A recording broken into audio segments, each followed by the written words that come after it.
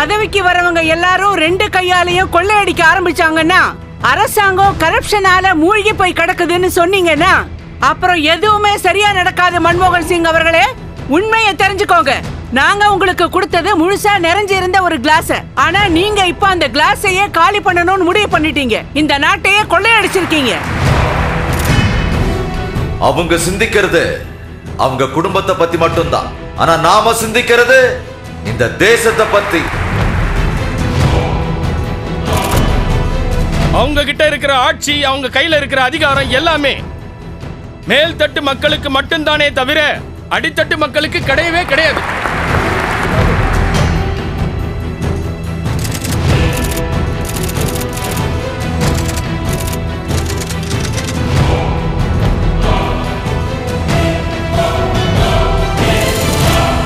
அவங்க பேருக்கு உழைக்கிறவங்க, நான் உழைச்சு பேர் வாங்குறவன். ஒரு காலத்துல ஒரு மனிதன் ட்ரெயின்ல சாதாரணமா டீ வித்தவன் தான். ரயில்வே துறைக்காக ஒரு 4 யூனிவர்சிட்டி ஏன் நம்ம நாட்டில் இல்ல?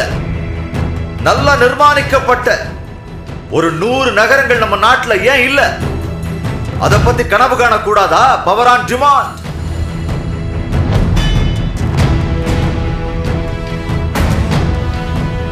எவ்வளவோ உறுதியான நம்பிக்கையோட எல்லாத்தையும் சாதிக்க முடியுங்கிற வெறி இருந்தா, நாட்டுக்கு நல்லது செய்யணுங்கிற நல்லெண்ணம் இருந்தா, அது பாரதிய ஜனதா பார்ட்டி கிட்ட மட்டும்தான் இருக்கு. உங்க எல்லாருக்கும் நல்லது செய்யற ஸ்ரீ நரேந்திர மோடி அவர்களை 2014 தேர்தலுக்கு அப்புறம் பிரதம மந்திரியா பார்க்கணுங்கிற முடிவுல நாம எல்லாரும் இருக்கோம்.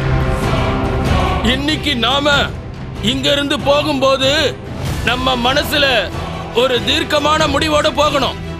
அது வரப்போற ஜூன் மாசத்துல இந்த நாட்டோட பிரதம மந்திரியா நரேந்திர மோடி ஆக போறார் என்ற முடிவு.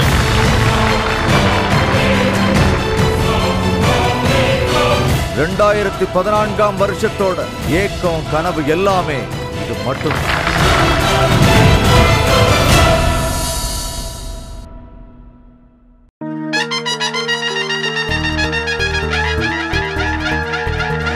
एक नाम जो आशा का अंकुर उपजाने वाला है, राजनीति के कीचड़ में जो कमल खिलाने वाला है, और भारत के आगे पूरा विश्व झुकाने वाला है यकीन के सन 14 में मोदी आने वाला है, मोदी आने वाला है, मोदी आने वाला है, मोदी आने वाला है।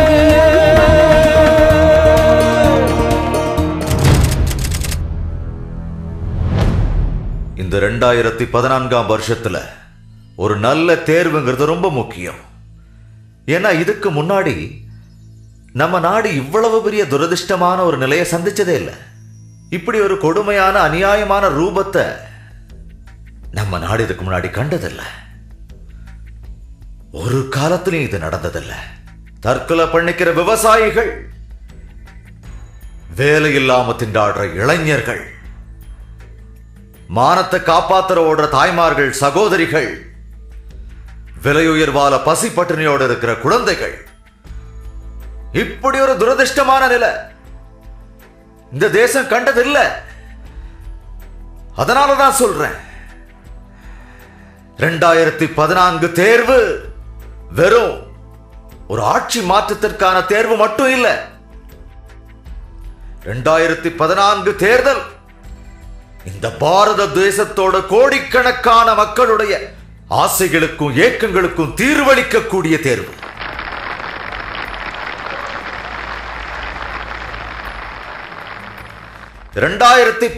தேர்தல் கடந்த 20ஆம் நூற்றாண்டின் துவக்கத்தில் நம்ம தலைவர்கள் வாஜ்பாய், அத்வானி போன்றவர்கள் எந்த உச்சத்துல நம்ம நாட்டை வச்சிருந்தாங்களோ அதே மாதிரி இன்னும் ஒரு புதிய உச்சத்துக்கு நம்ம தேசத்தை உயர்த்த போற தேர்வு.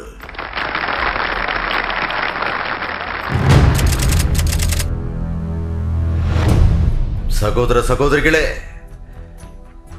அந்த பக்கம் ஆட்சியை காப்பாத்துற முயற்சி நடந்துகிட்டு இருக்கு, இந்த பக்கம் தேசத்தை காப்பாத்துற சிந்தனையும் செயல்பாடு நடந்துகிட்டு இருக்கு. இந்த 2014 வருட தேர்தல் ஒரு வித்தியாசமான மூலாதாரமா இருக்க போகுது. காங்கிரஸோட தலைவர்கள் ஆட்சிக்கு வருவோங்கிற பகல் கனவோட டெல்லிக்கு படையெடுத்து வந்துகிட்டு இருக்காங்க. அவங்க எல்லாரையும் பார்த்து வர்ற 17ஆம் தேதி பிரதம மந்திரியா யாரை நிறுத்த போறோம்னு அறிவிக்கிறதா சொல்லி இருந்தாங்க. பல ஆசைகளோடையும் கனவுகளோடையும் பிரதம மந்திரி யாருன்னு தெரிஞ்சுக்கிற ஆவலோட இந்த நாட்டோட பல பகுதிகளில் இருந்து அவங்க கட்சிக்காரங்க வந்திருந்தாங்க. இப்படி பல கனவை சுமந்துகிட்டு இங்க வந்தவங்க, பிரதம மந்திரி யாருன்னு தெரிஞ்சுக்க வந்தவங்க திரும்பி போகும்போது அவங்களுக்கு 3 கேஸ் சிலிண்டர் தான் எக்ஸ்ட்ரா கிடைச்சது.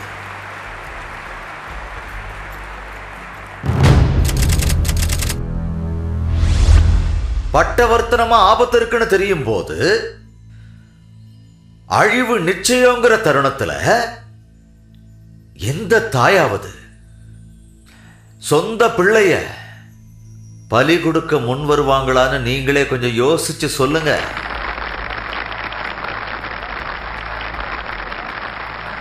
எந்த தாயாவது அரசியல் லாபத்துக்காக தன் சொந்த பிள்ளைய பலி கொடுப்பாங்களா?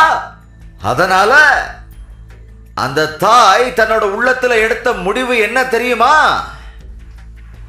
இல்ல, என் பிள்ளைய பலி கொடுக்க முடியாது.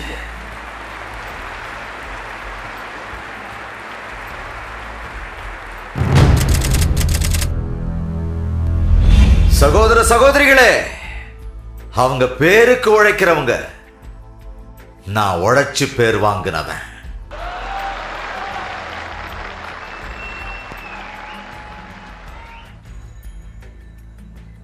வேலை வாங்குற மேல்தட்டு மக்களுக்கு வேலை செய்யறவனோட மோதுறது இழிவா தெரியுது. வேலை செய்யறவனோட மோதுறது அவமானம் நினைக்கிறாங்க. அவங்களால எப்படி மோத முடியும்? எப்படி ஜெயிக்க முடியும்? எப்ப பார்த்தாலும் நான் தான் பெரியவன், நீ தான் பெரியவன், நான் அந்த ஜாதி, நீ இந்த ஜாதி அப்படிங்கிற அந்த விஷத்தன்மை அவங்களுக்குள்ள இருக்கிறதால, அந்த மேல்தட்டு வர்க்கத்துல பிறந்து வளர்ந்தவங்களுக்குள்ள அந்த விஷம் இருக்கிறதுனால கீழ்த்தட்டு வர்க்கத்துல பிறந்து வந்த என்ன அவங்களால ஏத்துக்க முடியல. அதாவது இவங்கிட்ட நாம மோதனமா? கீழ்த்தட்டு வர்க்கம் அங்கிருந்து வந்ததால என்ன அவங்களால ஏத்துக்க முடியல.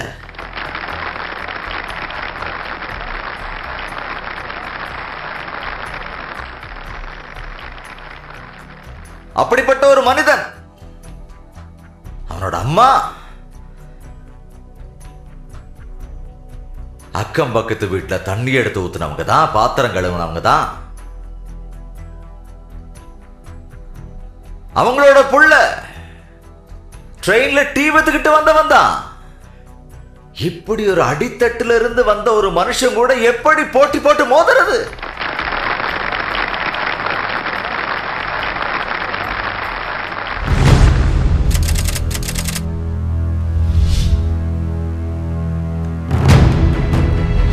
இந்த நாடு சுதந்திரத்துக்காக போராடிக்கிட்டு இருந்த நேரத்தில்,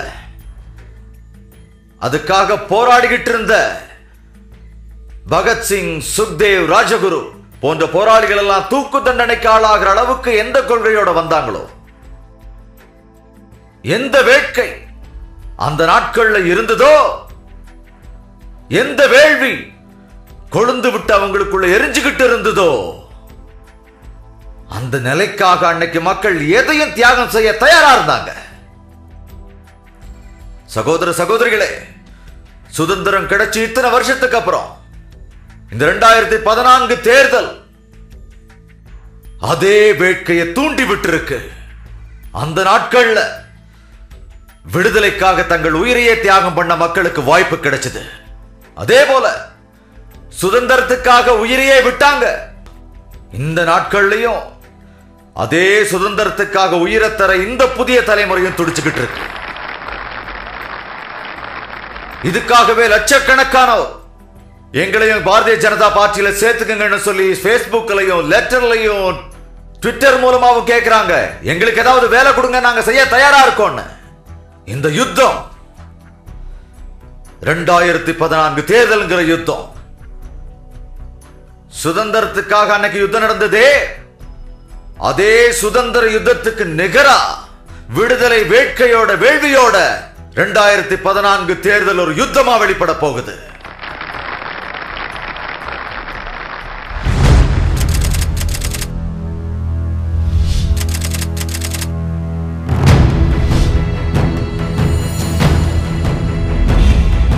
எங்க நீதியில என்னங்க குறை இருந்தது?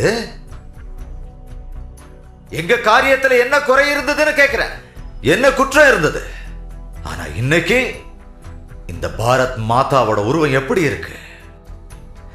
பாரத் மாதாவோட மேற்கு பக்கம் பாத்தீங்கன்னா ஏதோ அங்கங்க வளர்ச்சி நடந்துகிட்டு இருக்கு. வளர்ச்சி இருக்குங்கிறது எல்லாருக்கும் தெரியும். கல்வியை பொறுத்த வரைக்கும் அடிப்படை தேவைகள் பூர்த்தி செய்யப்பட்டுகிட்டு இருக்கு. ஆனா அதே நேரத்தில்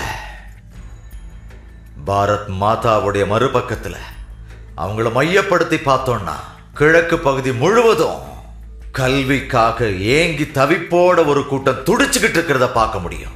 இப்படி ஒரு குழப்பத்துக்கு யார் காரணம்? சகோதர சகோதரிகளே, இன்னைக்கு இந்த பாரத தேச மக்களுக்கு நான் கொடுக்கிற வாக்குறுதி என்னன்னு கேட்டீங்கன்னா, பாரதிய ஜனதா பார்ட்டிக்கு 2014 வருஷம் மே மாசத்துல இந்த நாட்டுக்கு சேவை செய்ய ஒரு வாய்ப்பு கொடுத்தீங்கன்னா, என்னோட முதல் உத்தரவாதம் என்னன்னா, இந்த பாரத தேசத்துல கல்வியில பின்தங்கி இருக்கிற அந்த கிழக்கு பகுதியை முதல்ல மேற்கு பகுதிக்கு சமமா உயர்த்தி காட்டுவோம். இதுதான் எங்களுடைய முதல் வாக்குறுதி. இந்த பாரத தாயோட ஒரு அங்கம் ஒரு பக்கம் பலமாகவும் இன்னொரு பக்கம் பலவீனமாகவும் இருக்க எப்படி விடுவோம்? என்னோட பாரத தாய் ஒரு காலம் அப்படி இருக்கக்கூடாது. அதுதான் எங்களோட எண்ணம், அதுதான் எங்களுடைய இலக்கு. அது பீகாரா இருந்தாலும், பெங்காலா இருந்தாலும், ஜார்க்கண்டா இருந்தாலும், அசாமா இருந்தாலும், நார்த் ஈஸ்டா இருந்தாலும், ஒரிசாவா இருந்தாலும், எல்லா பகுதிகளிலையும், உத்தரப்பிரதேஷ் மாதிரி எல்லா பகுதிகளிலையும் சகோதர சகோதரிகளே, பரிபூர்ண கல்விங்கிற கனவை நினைவாக்கி முன்னேற்ற பாதையில நடத்துவோம். நம்ம தேசத்தை ஒரு உறுதியானதா உருவாக்கணும்னா இந்த ரீஜனல் ஆஸ்பிரேஷனை, உணர்வுகளை வேறுபடுத்தி கஷ்டத்தை உண்டாக்க கூடாது. கடந்த 10 வருஷங்களா தேச தலைவர்கள் சிலர் ரீஜனல் ஆஸ்பிரேஷனோட டெல்லிக்கு வரவங்களை பார்த்தா ஏதோ பாரமா நினைக்கிறாங்க. அப்படித்தான் நினைச்சுக்கிட்டு இருக்காங்க. சகோதர சகோதரிகளே, இந்த ரீஜனல் ஆஸ்பிரேஷன் அதோட வளர்ச்சியை வச்சு கல்வித்தரத்தை உயர்த்த முடியும். அதை வளர்க்கறது கஷ்டம் இல்ல, கடமை நினைக்கணும். அதோட அத பாரமா நினைக்காம மாநிலத்தோட உணர்வுகளை டெல்லியோட ஒருங்கிணைச்சோன்னா இந்த நாடு எட்ட முடியாதுன்னு நினைச்சுக்கிட்டு இருக்கிற உயரத்தை கண்டிப்பா எட்டும்னு எனக்கு நம்பிக்கை இருக்கு.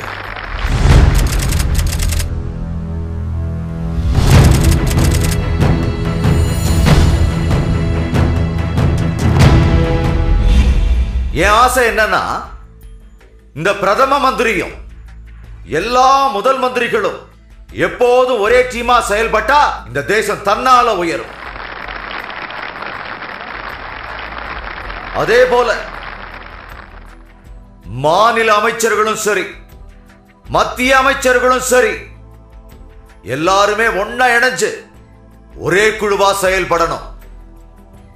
அதோட மாநில மந்திரிகள் அமைப்பும் மத்திய மந்திரிகள் அமைப்பும் ஒரே குழுவா இணைஞ்சு ஒரு ஒருங்கிணைஞ்ச டீமா இணைஞ்சு செயல்படணும். அப்படி ஒரு சூழ்நிலையை நாம உருவாக்கணும்னா, இன்னைக்கு எந்தெந்த பகுதிகளில் இந்த நாடு கஷ்டப்பட்டுக்கிட்டு இருக்கோ அந்த நிலையை மாத்தி ஒரு வலிமையான இந்தியாவை நம்மளால நிச்சயமா உருவாக்க முடியும். அதை உருவாக்கிட்டோம்னா நம்ம தேசத்தை அசைக்க முடியாது.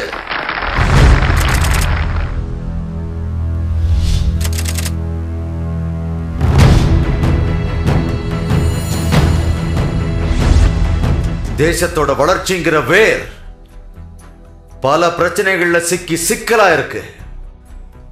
அதிலிருந்து விடுபடணும்னா நாம எல்லாரும் ஒருங்கிணைஞ்ச ஒரு நல்லாட்சியை உருவாக்கணும். சகோதர சகோதரிகளே, ஒரு குட் கவர்னன்ஸ்ங்கிறது ஏதோ பணக்காரங்களுக்கானது மட்டும் கிடையாது. அவங்க வச்சிருக்கிற பணம் ஒரு நல்லாட்சிக்கு உதவி செய்யாது.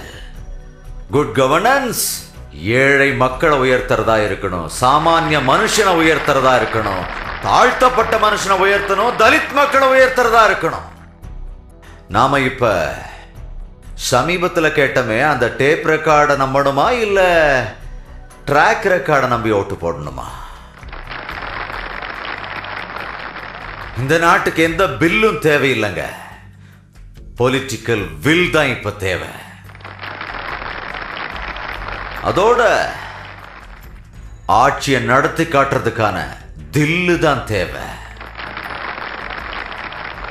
சகோதர சகோதரிகளே, ஆக்ட் ஆக்ட் ஆக்ட்னு பல ஆக்ட்களை நாம பார்த்துட்டோம். இன்னைக்கு ஆக்ட் நமக்கு தேவையில்லை, இப்ப இந்த தேசத்துக்கு ஆக்ஷன் தான் தேவை. நறுமை தேச மக்களே, நம்ம தேசம் கமிட்டி அமுங்கிக்கிட்டு இருக்கு. இப்ப கமிட்டி தேவையில்லை, கமிட்மெண்ட் மட்டும் தான் தேவை, இந்த தேசத்துக்கான கமிட்மெண்ட்.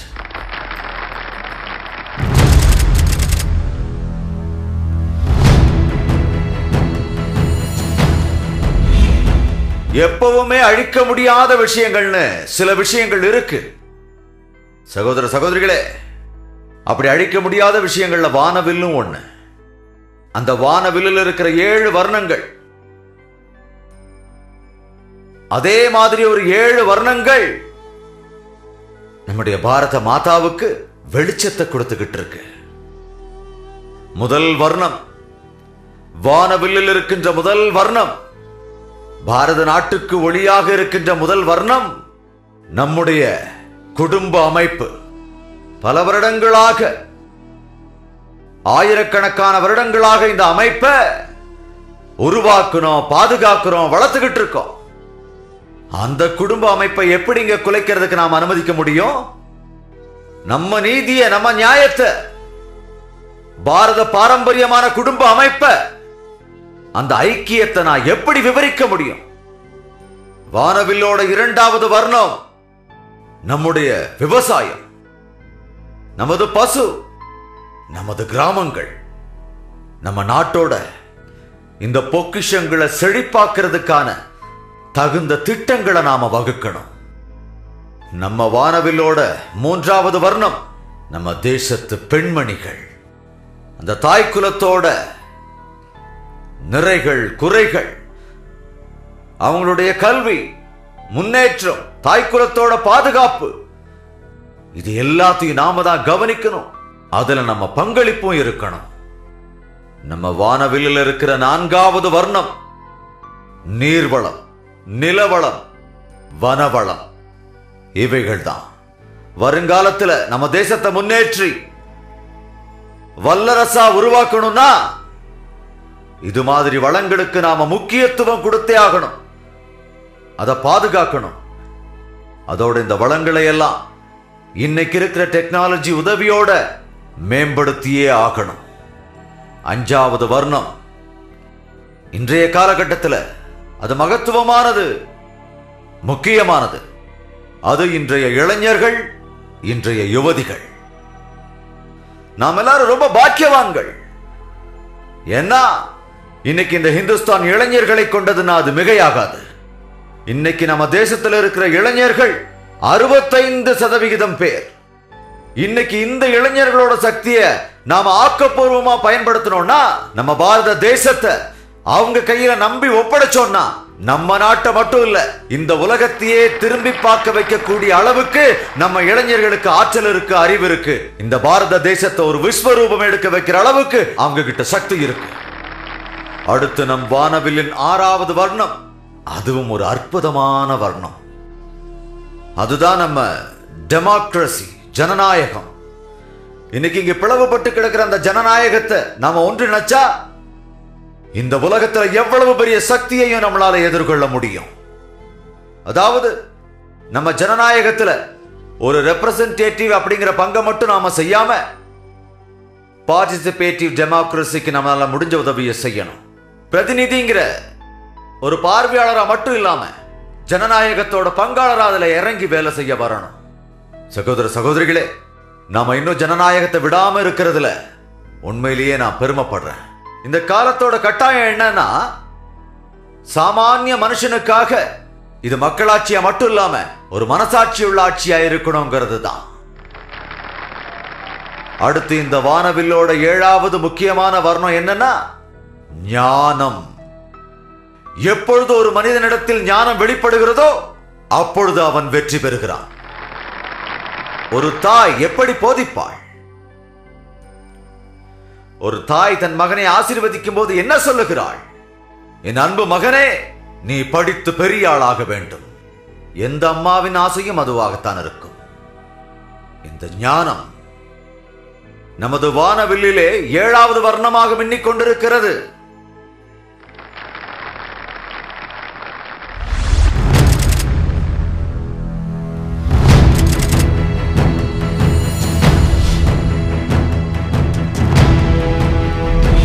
இப்ப காங்கிரஸ்காரங்க சொல்றாங்க, காங்கிரசிற்கு ஒரு சிந்தனை இருக்கிறது. அதை நானும் ஒத்துக்கொள்கிறேன். ஏனென்றால் சிந்தனை இல்லை என்றால் எந்த செயல்பாடும் இருக்காது. ஒரு சிந்தனை இல்லை என்றால் எதையும் உருவாக்கவும் முடியாது. இன்று காங்கிரஸ் பார்ட்டியிலே சிந்தித்துக் கொண்டுதான் இருக்கிறார்கள். அவர்கள் சந்திக்கிறார்கள், சிந்திக்கிறார்கள். இன்று நம் நாட்டு மக்கள் அனைவரும் அறிவார்கள்.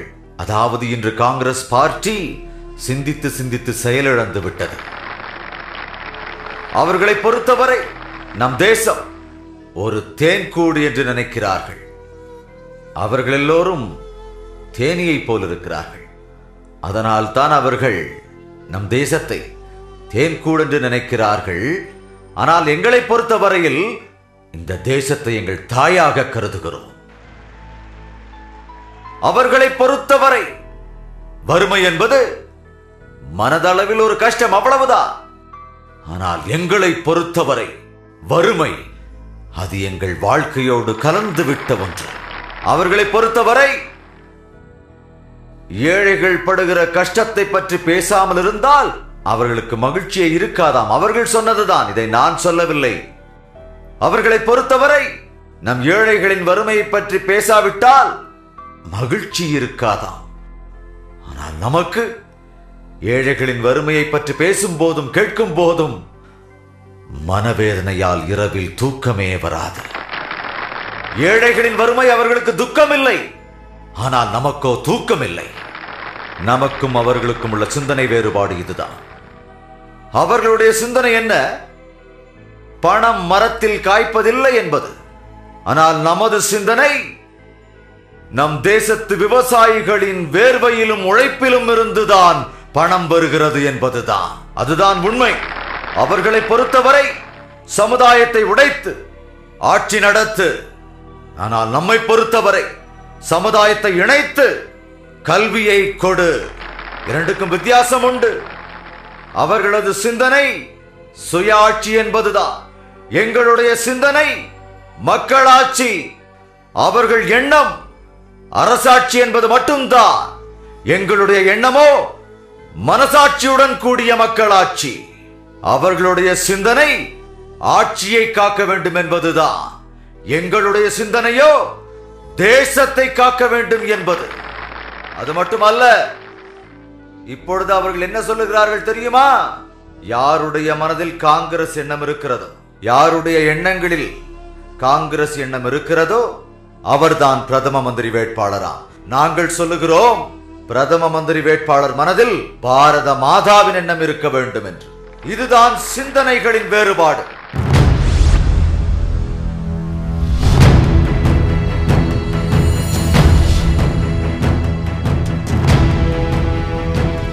நம் தேச மக்களுக்கு நான் ஒன்றை சொல்லுகிறேன். 60 வருடங்களாக வேலை வாங்குகிற எஜமானுக்கு ஓட்டு போட்டீர்கள்.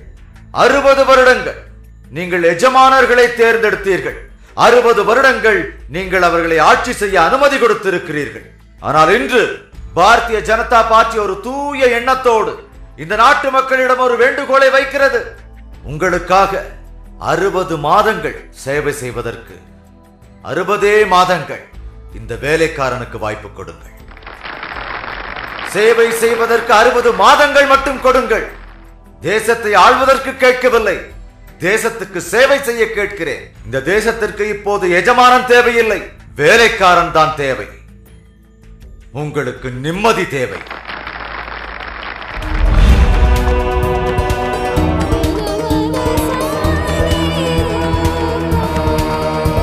क्यों कटते शीश जवानों के, क्यों जाते प्राण किसानों के, क्यों कटते शीश जवानों के, क्यों जाते प्राण किसानों के। महंगाई नागिन सी डसती, महंगाई नागिन सी डसती, ताले बंद दुकानों के। क्यों कटते शीश जवानों के, क्यों जाते प्राण किसानों के। बुझती उम्मीदों को फिर से पंख लगाने वाला है मोदी, आने वाला है मोदी, आने वाला है।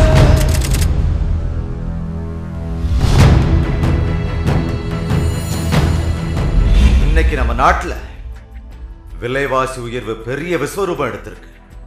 ஏழைகளுடைய வீட்டுல அடுப்பெரிய வாய்ப்பில்லை.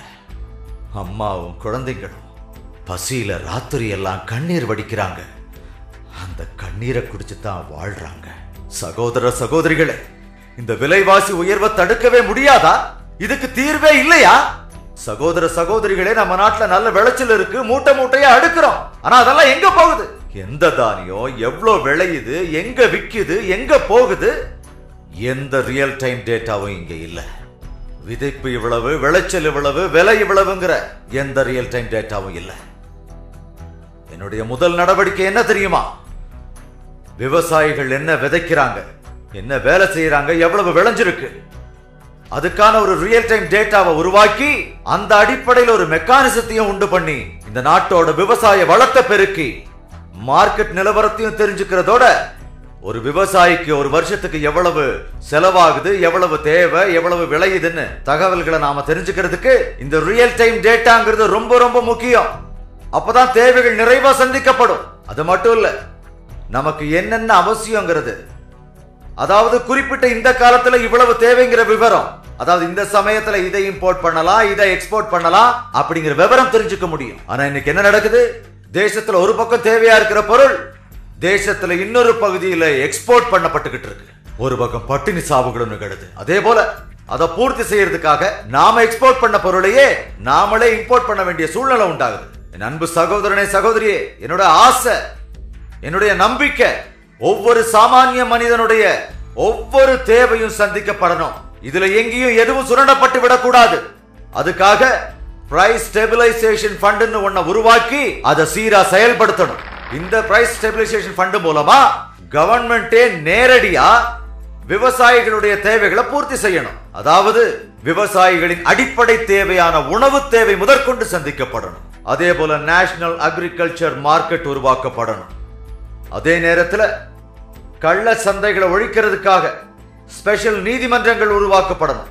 இந்த பிரத்யேகமான நீதிமன்றங்கள் மூலமா கள்ளச்சந்தை குற்றவாளிகள் தண்டிக்கப்பட வகை செய்யணும். இப்படிப்பட்ட குற்றங்கள் இந்தியாவில் நடக்காம தடுத்தே ஆகணும். இப்படி படிப்படியா சில நடவடிக்கைகளை நாம எடுத்தோம்னா, சகோதர சகோதரிகளே, ஒரு அடல் பிகாரி வாஜ்பாயோட அரசாங்கத்தாலையும் ஒரு மொரார்ஜி தேசாயோட அரசாங்கத்தாலையும் விலைவாசி உயர்வை கட்டுப்படுத்த முடிஞ்சதுன்னா 2014 பிஜேபி அரசாங்கத்தாலையும் விலைவாசி உயர்வை கட்டுப்படுத்த முடியும். என்னால வாக்கு கொடுக்க முடியும்.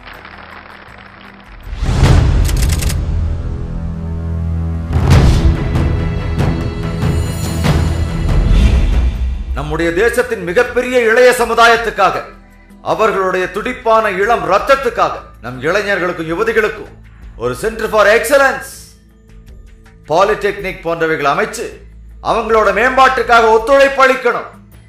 சகோதர சகோதரிகளே, நம்மகிட்ட ஹியூமன் ரிசோர்ஸுக்கான எந்த விதமான ஒரு நல்ல திட்டமும் கிடையாது. இன்னைக்கு நம்ம நாட்டை பொறுத்த வரைக்கும் 2020 எத்தனை டீச்சர்ஸ் வேணும்னு கேட்டா யாருக்கும் பதில் தெரியாது. 2020 எத்தனை நர்சஸ் வேணும்னு கேட்டா யாருக்கும் பதில் சொல்ல முடியாது. ஆனா நாம ஹியூமன் ஸ்ட்ரென்த் அடிப்படையா வச்சு இன்னைக்கே சரியான திட்டம் வகுத்தோம்னா, அதாவது ஒரு தனி மனிதனை நாம எப்ப டெவலப்மெண்ட் பண்ண முடியும்னு ஒரு திட்டத்தை தயார் செஞ்சோம்னா அதுக்கேற்ற மாதிரி வெற்றி நடை போட முடியும்.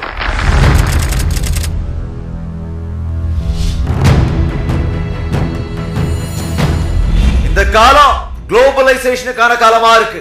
இந்த உலகத்துக்கு முன்னாடி நாம நிலை நிற்க வேணும்னா அதுக்கு ஒரு குட் கவர்னன்ஸ் தேவைப்படுற மாதிரி, அதுக்கேத்த ஹியூமன் ரிசோர்ஸ் மேனேஜ்மெண்ட் தேவைப்படுற மாதிரி இன்ஃப்ராஸ்ட்ரக்சர் கண்டிப்பா தேவை. சகோதர சகோதரிகளே, இனி நாம காலம் தாழ்த்த கூடாது. நெக்ஸ்ட் ஜெனரேஷனுக்கான இன்ஃப்ராஸ்ட்ரக்சரை உருவாக்கி ஆகணும். தடங்கள், சாலைகள், இருப்பு பாதைகள், இது மட்டும் இல்லாம வாட்டர் கிரிட் ரொம்ப அவசியம். நதிநீர் இணைப்பு ரொம்ப ரொம்ப அவசியம். அக்ரோ இன்ஃப்ராஸ்ட்ரக்சரை நாம உருவாக்க வேண்டியிருக்கு. கேஸ் கிரிட் உருவாக்க வேண்டியிருக்கு. அந்த கேஸ் கிரிட் வந்துட்டா இந்த சிலிண்டருக்கான சண்டையெல்லாம் இருக்காது. ஆப்டிகல் ஃபைபர் நெட்வொர்க் உருவாக்கணும். நாம பெரிய ரயில்வே துறையை வச்சிருக்கோம். ஆனா துர்பாக்கியம் என்னன்னா அந்த துறை மேல நம்ம அதிகமா கவனம் செலுத்துறதே இல்லை. இதே ரயில்வே துறை தான் ஜப்பானையே மறுரூபமாக்குச்சு. அங்க ஜப்பான்ல இந்த புல்லட் ட்ரெயின் அறிமுகப்படுத்தி அந்த நாட்டோட தரத்தையே அவங்க உயர்த்தினாங்க. சைனாவும் அதையே தான் ஃபாலோ பண்ணாங்க. நம்ம கிட்ட இவ்வளவு பெரிய துறையை நாம வச்சிருக்கிறோம், ஆனா அதை வச்சு உருப்படியா வேற எதையும் பண்ணல. ரயில்வே சம்பந்தமா ஒரு 4 யூனிவர்சிட்டி ஏன் நம்ம நாட்டுல இல்ல? இந்த ரயில்வே துறையை நாம விரிவுபடுத்தணும்னா அது சம்பந்தப்பட்ட கல்வி துறைகளை நாம உருவாக்கி நம்ம நாட்டை முன்னேற்ற பாதையில செலுத்த முடியாதா? வாஜ்பாய்ஜி செய்யலையா? ஸ்வானிம் சத்விக் சிக்கன் நிறுவனாரு. அதை நிறுவனதுனால இந்த உலக நாடுகள் மத்தியில நம்ம நாட்டுக்கு ஒரு தனி இடம் கிடைச்சது.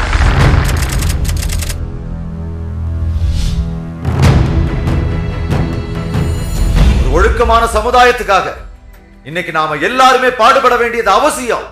நம்ம தாயையும் சகோதரிகளையும் காப்பாற்ற வேண்டியது நம்ம கடமை. அவங்களுக்கு எதிராக வன்முறைகளை பார்க்கிறப்ப முகத்தை எங்க போய் வச்சுக்க முடியும்? நம்ம பெண்களை நாம தான் பாதுகாக்கணும். நம் தாயினத்தை பாதுகாப்பது நம்ம மீது உள்ள கடமை. டிக்னிட்டி ஆஃப் விமன், அதை கட்டாயம் காக்க வேண்டியது நம்முடைய பொறுப்பு. அதை மறக்க கூடாது. ஒரு கொள்கையோட நாம முன்னேறணும்.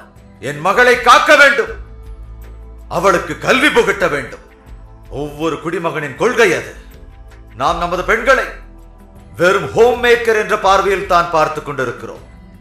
ஆனால் காலத்தின் கட்டாயம் என்ன தெரியுமா? நாம் நம் பெண்களை ஹோம் மேக்கராக மட்டுமல்ல, நேஷன் பில்டர்களாக பார்க்க வேண்டும்.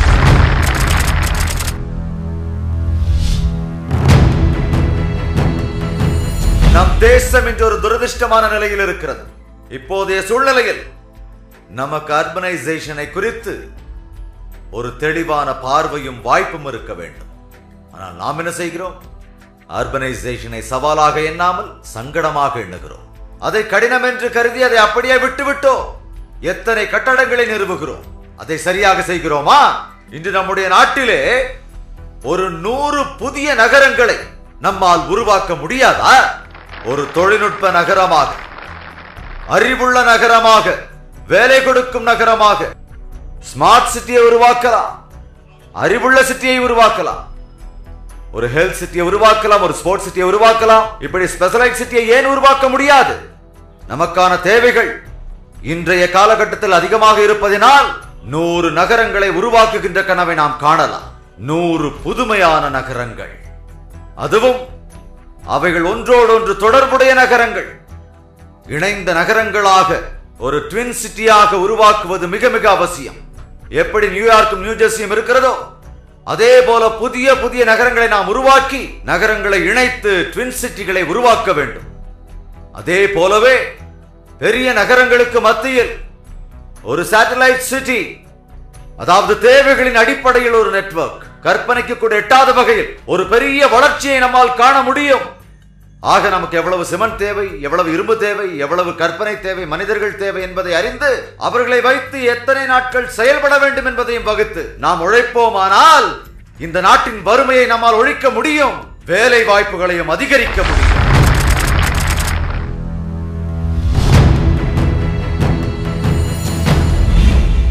சுதந்திரம் அடைந்து இத்தனை ஆண்டுகளுக்கு பிறகும் கூட ஒரு ஏழைக்கு ஒரு வீடு இருக்கக்கூடாதா? இல்லை என்றால் அவர்கள் குடிசையில் வறுமையில் வாழ வேண்டும் என்பது கட்டாயமா? ஏன் நமது மத்திய அரசும் மாநில அரசுகளும் ஒன்று சேர்ந்து ஒரு பெரிய தொழில் நகரத்தை உருவாக்க கூடாது? அப்படி ஒருவேளை நாம் உருவாக்குவோம் என்று சொன்னால் சாதாரண மனிதர்களின் வாழ்க்கை படிப்படியாக உயர்வதற்கு, முன்னேறுவதற்கு அது ஒரு வாய்ப்பாக அமையுமே. வீடு, நிலம், நீர், விவசாயம், கால்நடை இவைகள் இல்லாமல் தேசம் செயல்பட இயலாது. நம்முடைய விவசாயத்தை தொழில்நுட்பம் சார்ந்ததாக முன்னேற்றத்திற்குரியதாக மாற்ற வேண்டும். Per drop more crop. இந்த கான்செப்டில் தொழில்நுட்பத்தை நாம் நிலைநிறுத்த வேண்டும்.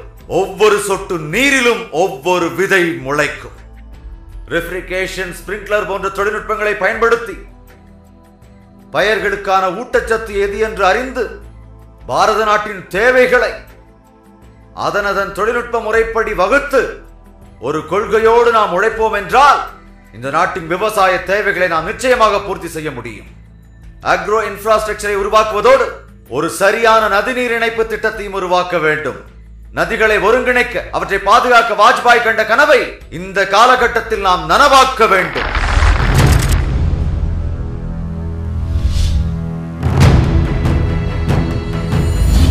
அதே போன்றுதான் மின்சாரமும். எப்பேற்பட்ட நாடு இது! 20,000 மெகாவாட் மின்சாரத்தை உற்பத்தி செய்யும் ஆலைகள் இன்று மூடப்பட்டிருக்கிறது. காரணம் எரிபொருள் இல்லையா? பவர் ஆன் டிமாண்ட் என்ற கனவை நாம் காணக்கூடாதா? மத்திய அரசாங்கம் மாநில அரசுகளுக்கு உதவி செய்தால் போதும், ஒவ்வொரு சாதாரண குடிமகனின் வீட்டிற்கும் 24 மணி நேரமும் தடையில்லாத மின்சாரத்தை வழங்க முடியும்.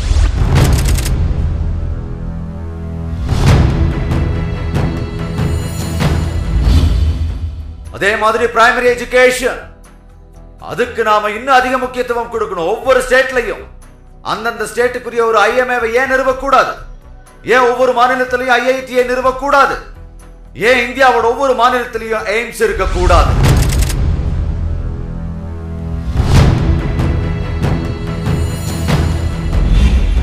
இன்னைக்கு வறுமையில வாழ்ற வீட்டுல யாருக்காவது ஏதாவது வியாதி வந்தா அங்க சூழ்நிலையே தலைகீழா மாறி போகுது. வறுமை அந்த வியாதிய மரணத்துல கொண்டு போய் விடுது. இன்னைக்கு இதுதான் நடந்துகிட்டு இருக்கு. இது உண்மை. நம்முடைய அடிப்படை அப்ரோச் தப்பா இருக்கு. எப்படி கல்வித்துறையில டீச்சிங் அப்ரோச்சை விட்டுட்டு லேர்னிங் அப்ரோச்சுக்கு போக வேண்டியது அவசியமோ, அதே மாதிரி தான் நாம நம்ம ஹெல்த் விஷயங்கள்ல சிக்னஸ் அட்ரஸ் பண்றதை விட்டுட்டு கண்டிப்பான முறையில வெல்னஸ் அட்ரஸ் பண்ண கத்துக்கணும். நாம வியாதியை குறித்து கவலைப்படுறோமே தவிர சுகத்தை குறித்து கவலைப்படுறதே இல்லை. அதனாலதான் பிரிவென்டிவ் ஹெல்த் கேர், எத்தனையோ பேராமெடிக்கல் ஃபோர்சஸ் இருக்கு. அந்த சக்திகள் எல்லாத்தையும் நாம ஒருங்கிணைக்கணும். சகோதர சகோதரிகளே, எத்தனையோ இன்சூரன்ஸை பத்தி பேசுறவங்க எல்லாம் இனிமே அந்த இன்சூரன்ஸ் நமக்கு தேவையில்லைன்னு சொல்லி அதுல நாம மாட்டிக்க கூடாது. ஹெல்த் இன்சூரன்ஸ் வேண்டாம், ஹெல்த் அஷூரன்ஸ் தான் தேவைன்னு சொல்லணும். ஹெல்த் அஷூரன்ஸ் தரவங்களுக்கு தான் நம்ம முன்னுரிமை கொடுக்கணும்.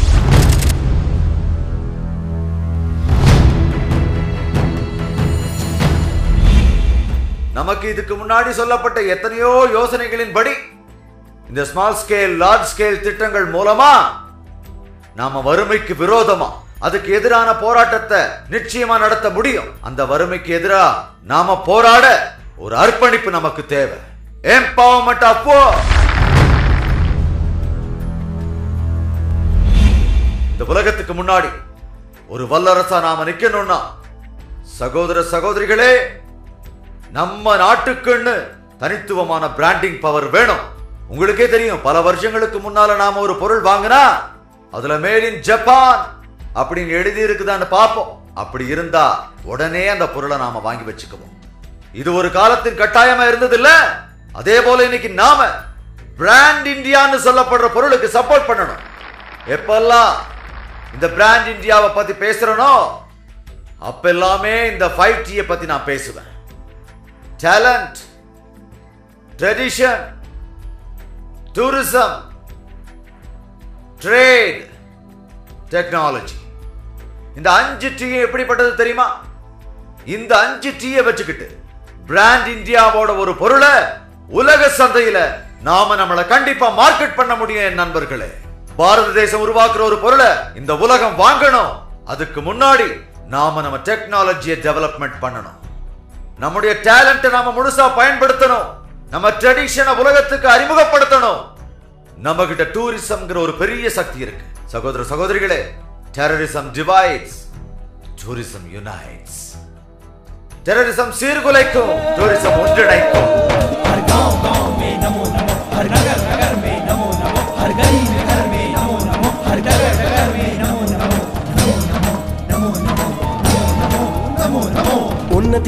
एहसास है मोदी, एकमात्र ही आस है मोदी। उन्नति का एहसास है मोदी, एकमात्र ही आस है मोदी। जन जन की आवाज है मोदी, जन जन की आवाज है मोदी। भारत का विश्वास है मोदी, उन्नति का एहसास है मोदी, मात्र एक ही आस है मोदी। सूखे गालों पर अबीर की रंगत लाने वाला है मोदी, आने वाला है मोदी, आने वाला है। एक नाम जो आशा का अंकुर उपजाने वाला है, राजनीति के कीचड़ में जो कमल खिलाने वाला है, और भारत के आगे पूरा विश्व झुकाने वाला है यकीन के सन 14 में मोदी आने वाला है।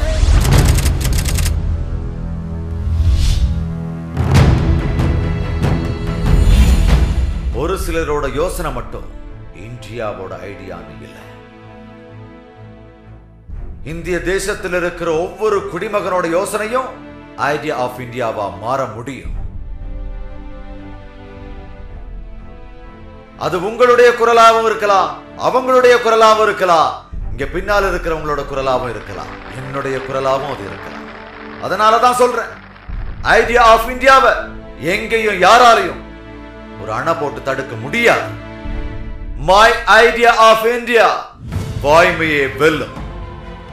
மை ஐடியா ஆஃப் இந்தியா உலகம் ஒரே குடும்பம். மை ஐடியா ஆஃப் இந்தியா அகிம்சையே பிரதான தர்மம். மை ஐடியா ஆஃப் இந்தியா எல்லா நல்ல சிந்தனைகளும் உலகில் எல்லோரிடமிருந்தும் வரட்டும் என்பதுதான். மை ஐடியா ஆஃப் இந்தியா சர்வ சமய வழிகளும் சமமாக நடத்தப்பட வேண்டும். மை ஐடியா ஆஃப் இந்தியா சான்றோர் பல வழிகளில் நடத்தினாலும் உண்மை ஒன்றே. மை ஐடியா ஆஃப் இந்தியா என் நாட்டு மக்கள் எல்லோரும் வளமாக நோயின்றி சந்தோஷமாக இருக்க வேண்டும். மை ஐடியா ஆஃப் இந்தியா சஹனா பௌத்து சஹனோ புனத்து சகவீரியம் கரவாவகை. மை ஐடியா ஆஃப் இந்தியா சந்தோஷம் எந்த பொருளிலும் இல்லை, நிலையிலும் இல்லை, ஆசையிலும் இல்லை, அவதாரத்திலும் இல்லை. உண்மையான சந்தோஷம் துன்புற்றோருக்கு துயருற்றோருக்கு போஷிப்பதில் தான் உண்டு. மை ஐடியா ஆஃப் இந்தியா ஒவ்வொரு தாவரத்திலும் கடவுளை காணலாம். மை ஐடியா ஆஃப் இந்தியா எவனொருவன் பிறர் வலியை உணர்கிறானோ அவனே கடவுளின் உண்மையான சீடன். மை ஐடியா ஆஃப் இந்தியா சொல்லால் செயலால் சிந்தனையால் சுத்தமாக இருப்பவன் கரங்கள் பிறர் பொருளை தீண்டாது. மை ஐடியா ஆஃப் இந்தியா எங்கே பெண்கள் மதிக்கப்படுகிறார்களோ அங்கே தெய்வீகம் மலர்கிறது. மை ஐடியா ஆஃப் இந்தியா பெண்கள் இறைவனின் ரூபம் உள்ளவர்கள். மை ஐடியா ஆஃப் இந்தியா ஏழைகளுக்கு இறங்குகிறவன் இறைவனுக்கு சேவை செய்கிறான். மை ஐடியா ஆஃப் இந்தியா மனிதன் நன்னடத்தையோடு இருந்தால் அவன் கடவுளின் சாயலை பெறுவான். மை ஐடியா ஆஃப் இந்தியா பெற்ற தாயும் பிறந்த தாய்நாடும் சொர்க்கத்தை விட மேலானது. அநியாயத்திலிருந்து விடுதலை பெற, பிரிவினையின் பிடியிலிருந்து விடுதலை பெற, கொடுமையிலிருந்து நாம் விடுதலை பெற, விலைவாசி உயர்விலிருந்து விடுதலை பெற, அடிமைத்தனத்திலிருந்து விடுதலை பெற, தேசத்தின் பாதுகாப்புக்காக, ஜனங்களின் பாதுகாப்புக்காக, குடியிருக்கும் வீடுகளுக்காக, உண்ணும் உணவிற்காக, வியாதிகளின் மருந்துக்காக, ஏழை எளியோர் நலனுக்காக, கல்வி சீர்திருத்தத்திற்காக, இளைஞர்களின் வேலை வாய்ப்புக்காக, பெண்களின் மாண்பு காக்கப்பட, விவசாயிகளின் நன்மைக்காக, இந்திய தேசத்தின் முன்னேற்றத்திற்காக, வல்லரசாகும் இந்தியாவுக்காக, தன்னிறைவு பெற்ற இந்தியாவுக்காக, செழிப்பான பாரதத்திற்காக, பாரத நாட்டின் ஒற்றுமைக்காக, ஒன்றுபட்ட இந்தியாவுக்காக, சுதந்திரமான ஜனநாயகத்துக்காக, சுதந்திரமான நீதி நியாயங்களுக்காக, கல்வி மேம்பாட்டிற்காக,